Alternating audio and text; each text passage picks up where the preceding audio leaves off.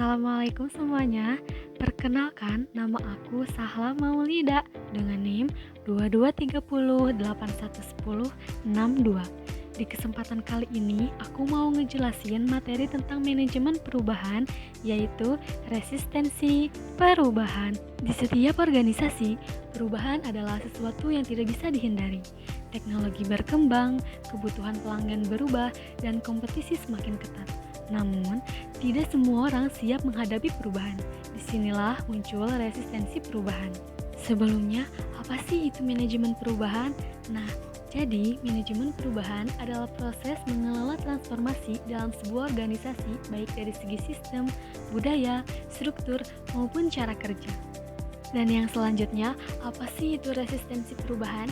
Jadi, resistensi perubahan adalah penolakan atau ketidaknyamanan yang muncul ketika seseorang merasa perubahan dapat mengancam zona nyamannya. Ini adalah reaksi yang wajar, bahkan sering terjadi di banyak organisasi. Dampak positif resistensi perubahan. Meskipun terdengar negatif, resistensi bisa memberi dampak positif loh. Misalnya, karyawan menjadi lebih kritis, memberikan masukan terhadap rencana perubahan, dan membantu pimpinan mengevaluasi resiko. Dalam beberapa kasus, resistensi justru mendorong organisasi untuk membuat keputusan yang lebih matang. Dan yang selanjutnya, ada dampak negatif resistensi perubahan. Resistensi juga dapat membawa dampak negatif loh. Misalnya, penolakan yang berlebihan dapat menghambat proses kerja, menurunkan moral tim, dan menyebabkan keterlambatan dalam mencapai tujuan organisasi. Jika dikelola, resistensi bisa menjadi sumber konflik loh. Dan yang selanjutnya itu ada tanda-tanda terjadinya resistensi. Nah, yang pertama itu ada menolak instruksi baru, terlihat tidak antusias, menunda pekerjaan, menyebarkan opini negatif, dan yang terakhir adalah mengajukan banyak alasan untuk tidak berubah. Ketika tanda-tanda ini muncul, organisasi harus segera bertindak. Dan yang selanjutnya itu ada penyebab resistensi perubahan.